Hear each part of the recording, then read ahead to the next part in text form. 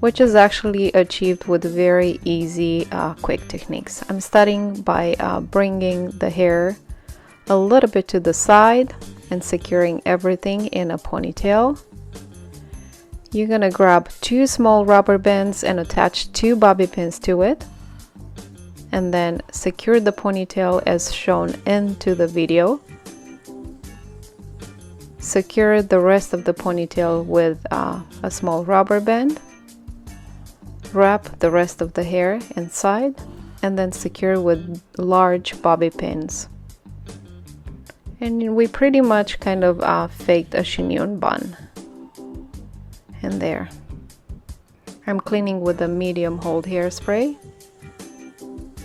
And I'm going to use the curve of that curled section to create the style around the face.